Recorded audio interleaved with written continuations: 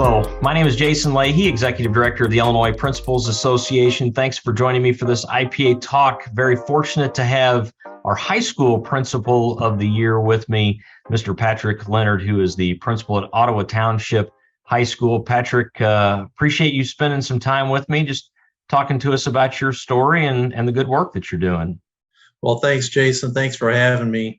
Always appreciated through the years, the times that we've been able to speak and work together through IPA and leadership opportunities for me as a school leader. So thank you for that, and thanks for having me again today. You bet. Well, and I'd be remiss if I didn't share my thanks, Patrick, for you as a former board member of the association a couple of years ago and all that good stuff. So definitely grateful for that. And we'll get into your school here in just a moment, which I've been fortunate to take a tour of. It's quite a unique and beautiful building. It's well worth getting a look at if anybody's really interested, especially in historic high schools, right? But first, before we venture that direction, just share with us a little bit about yourself and your journey, your story, and what got you to where you are today. Well, I'm principal at Ottawa Township High School, as you mentioned. This is the start of my 8th year at Ottawa. It's the start of my 20th year in administration. I was a high school physical education and health teacher, assistant basketball, baseball, head varsity basketball and baseball coach before I went into administration. And I think that was those were key experiences for me going into administration, and a lot of the same skill sets that I use even today in my 20th year. So I've been at Ottawa, as I said, 8 years. I spent 16 years in the Serena Unit 2 school district, 11 years as a principal, 10 at the high school, 1 at a K-8 building, then 5 as a teacher. Previous to that, I taught for my first 5 years kind of down in your old stomping grounds. I was at Winchester High School. Oh, yeah. So, used to play Winchester high school basketball because I was just down the road in Griggsville. You bet. Absolutely. They were pretty good. Yeah, that was the invitational tournament. I'm sure you remember that. Oh, yeah. That was my experience, my first 5 years in teaching. And how I got here, Jason, growing up, at playing sports and such, and going into college, I had 2 directions. One, and I was taking courses to lead me in both directions, into engineering or into education. So, in my sophomore year of college, I started doing some coaching on the side and got bit by that bug and really enjoyed helping kids. As I've always thought, you have the sports side of coaching, and then you have all the life lessons that come out of those experiences for kids. And I really enjoyed the leadership of leading a group of kids towards a particular goal. Then that's what steered me towards education. And, here I am 3 years away from my retirement, which I can't believe is coming this blink of an eye, right? Right, absolutely. It seems just the other day, I was just starting out and learning how to teach and coach, high school students. So let me ask you this, Patrick. So, when you decided that education was going to be the direction we're going to go, at that moment in time, were you thinking that a life as a school leader was a possibility for you, or was that still kind of off in the distance and somebody nudged you along the way to decide to go that way? It was off in the distance, but I knew leadership. I really enjoy being in leadership roles and leading people towards a common goal or for, an improvement in certain areas. I would say when I was at Serena High School teaching there was a principal who then became superintendent, Dan Joyce. He was instrumental in steering me towards leadership and, having conversations, involving me in some opportunities that provided some leadership experiences for me. And that was instrumental there. And one of the reasons I really enjoy the IPA organization is the networking. So I was able to talk to people who were in leadership positions and administrative positions already, and just kind of gather from their experiences if it'd be something I would enjoy. I talked to a principal who was in the Unit 2 district who was there many, many years, and he put it pretty simply: it's school administration is beans, bells, buses, and balls. He said, you think about those areas, You have to make sure all those areas are secure before you can provide that quality learning experience for a student. Now, it seems oversimplified, but in terms of the many challenges throughout a day, you can narrow them down to some of those areas. Yeah. So that network of individuals that I was able to talk to, just sit down and share experiences with, helped me get to the point where I decided that administration was the route I wanted to go. And you say that you list off those B's, Patrick, it makes me think about something my dad shared about, when we were talking about school management versus school leadership. And he's like, they're two sides of the same coin. And he's like, if you can't have the management side of things working, the leadership side is definitely not going to take place, because a lot of your credibility as a leader comes in your ability to manage things well, right? That's absolutely right. And not only building wide, but even in the classroom. And what I talk with teachers and the other administrators in the building about, again, I have a tendency to oversimplify things, but keep it simple and do it well is kind of our motto. Is being an old health teacher, thinking about Maslow's hierarchy. You have to have the bottom level of the pyramid secured before you can move to the next step. So the model that I go by is the bottom of that pyramid is management. Then you have discipline and the peak of its quality instruction. And that's what you want to reach each and every day, and you're building in your classroom. But that pyramid, the sides of the pyramid are all held together by relationships. And no matter which way you turn that triangle on its axis, it's held up by leadership.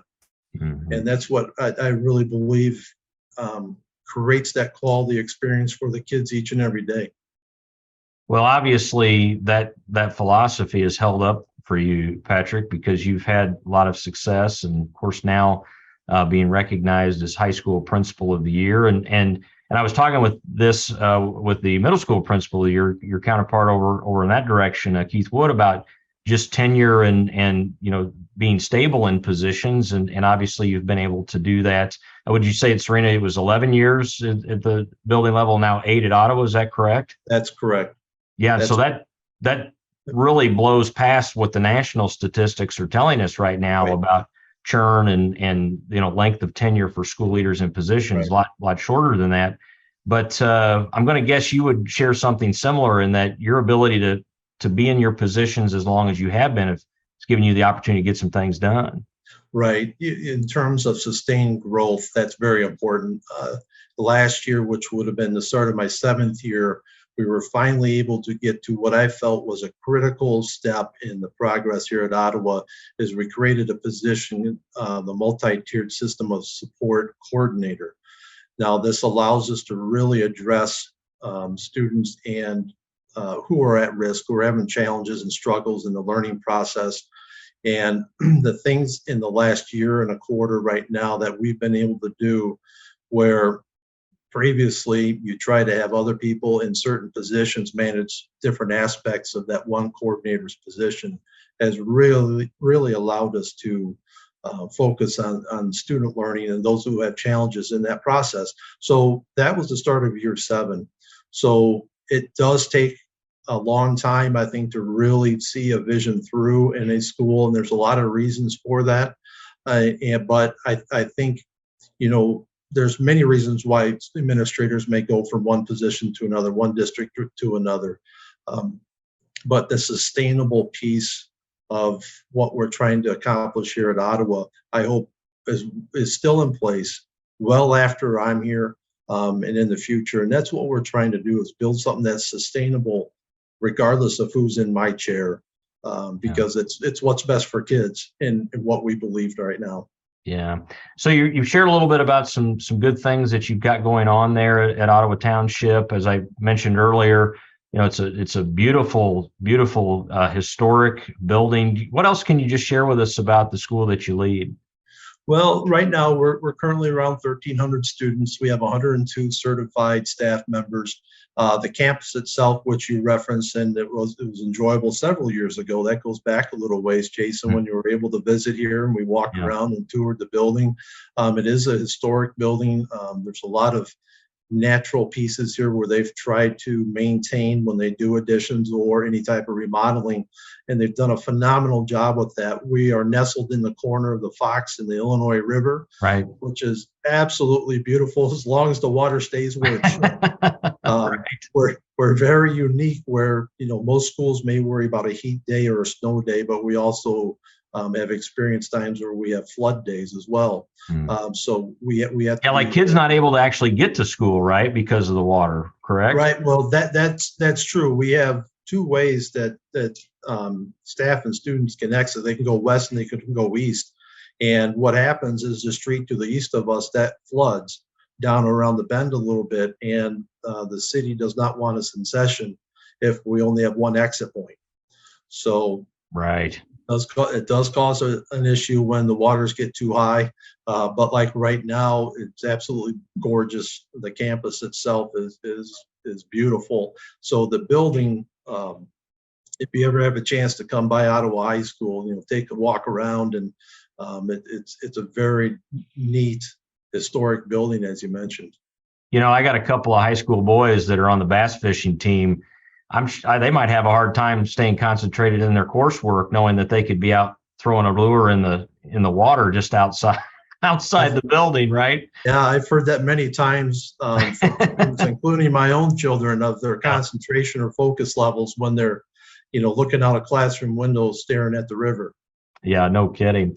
Well, Patrick, I appreciate all that insight about your school. We got in a little bit about your leadership philosophy earlier, but I'm just curious. What else as you think about the opportunity you had to be recognized as an outstanding school leader? What else has really fed into your work and into your success? Well, I think the success of any school administrator, in my opinion, centers around those who they've been able to work with. It's a very simple philosophy of surround yourself with great people. Yeah. It's a simple philosophy. It's very difficult to execute, especially now when there's such a shortage. But the philosophy, and this goes back to when I was working in the Unit 2 district, again with Dan Joyce, and he said to me once, you hire good people first. Yeah. And that goes a long way. So the relationship piece is at the center of a lot of what we do. Not only the relationships with the faculty and the staff, the relationships with the students, the relationship with our school community as a whole, because the real work, happens in small groups. And though that small group work depends on a lot of the relationships that you have with those individuals for them to be productive.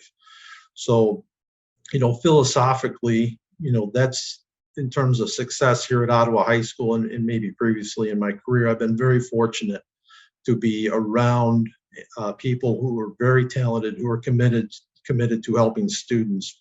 And that network of individuals, as I mentioned previously with the IPA, to help out in those situations where you're not going to have every answer. This is by far from an easy position in any school district. Any administrator, any teacher will tell you that they may not have all the answers. So where do they go from there? So, the successes I believe in my position and here at Ottawa, center around a lot of those facts. We have a great network. We have some very talented people here, and in our region here, I believe there are some incredibly talented teachers and administrators and people in education that we can go to in the Starved Rock region when we have those situations where maybe we're without an answer or need a little guidance. Yeah, for sure. I know several in that region, so you've got a great network of people around you, no doubt about it. Well, let me ask you a little bit about this, Patrick. As you are likely aware, our theme this year is Leaders of Hope. I really love this theme for a lot of reasons, in particular because as we think about, hopefully being somewhat or fully moved out of a pandemic, more into an endemic phase of things, that seems especially important for our learning organizations, for our kids. So, when you hear that whole theme of Leaders of Hope, I'm just kind of curious how that hits you and how you see yourself working to, lead with a hope-filled mindset for your young people and your learning organization moving forward. Sure, that's a great theme, and I agree with you. It's one of the best themes I think in many years that I've been attending the conference for IPA members. And what that means to me, Jason, is everybody I think has an individual and personalized reason for hope, and a lot of that is based on what they feel, their confidence in what they want to be successful in. And here at Ottawa, I hope that we're able to provide the students here an experience and the support where they can gain the confidence for what they consider is their personal success. Now, that level of success is going to be, or that what they want to be successful in is very personal. And we've learned a lot about this through the COVID experience and the many challenges that students face in every day and in the learning process. So what can we provide in terms of an experience or support where they have the confidence or the hope to be successful in what they envision and what they really want to accomplish? Again, it's individual, and it's not only individual for our students, it's individual for our faculty and for our staff. Our faculty and staff and those who are working with kids every single day, they have to have the same reason for hope. And those are, what do they feel confident in, where they can feel successful and that they've helped out the students that they are here for. That's why we get into this business, is to help kids. So their hope, based on their confidence in what they are successful in. Makes me think about being very optimistic, right? Yes. Knowing that you have a little bit of control over your own destiny, right? Especially if you're putting forth the right kind of effort and doing the right kinds of things, for sure. Right. Well, these jobs and being in education is very difficult. They don't go without their challenges, but you have to be able to have those items or those areas where you can always anchor back to that provide that positive hope and that confidence in moving forward each and every day. So you're not waking up every day bogged down by all those challenges and some of those things that really cause the field of education to create some difficulty and for a position in a career. And here at Ottawa, we've done several things, try to provide hope and success and the confidence for students. Years ago, for our school improvement committee, we created a Pirate Nation committee, which proudly has become part of our culture. This was 7 years ago, and it was to emphasize the positive experiences for students at Ottawa High School, not only academically, but in their events and their activities and the social aspect here at the school as well. So that Pirate Nation philosophy, that positive thought and the successes and experiences, I hope gives kids some hope in moving forward, that they belong here. They have a reason to come every day to Ottawa High School, and that in itself translates to some positive learning experiences. Well, and since you've been there the length of time that you have, Patrick, you've been able to weave that into the DNA of that place. Well, it's happened, and I will say this again. I'm surrounded by some great people who lead the Pirate Nation committee, and before we started the committee, we answered some questions. What are we known for? What do we want to be known for? And what's the difference, if any? It's really more of a branding type of question. What's our brand? And that kind of was the reason we created the Pirate Nation committee out of our school improvement team, is we wanted to emphasize all those great aspects that happen each and every day here. And through those 7 years, 6-7 years, it's become part of conversation, and it's part of our culture now. When somebody says Pirate Nation, there's an understanding of what that means. I love that. That's wonderful. Well, Patrick, sure appreciate you spending some time here with me, talking about your work, your good leadership there, and all the good things going on at Ottawa Township High School. Thank you very much for having me, Jason, and we'll get to see you in a couple of weeks here at the conference. Yeah, looking forward to that. You and several hundred of our closest friends there for that. That'll be a good time. Right. Well, again, my name is Jason Leahy, Executive Director of the Illinois Principals Association. With me, Patrick Leonard, High School Principal of the Year, principal at Ottawa Township High School. As always, if there's anything that IPA can do for you, don't hesitate to give us a call or check us out on the web at www.ilprincipals.org. Take care.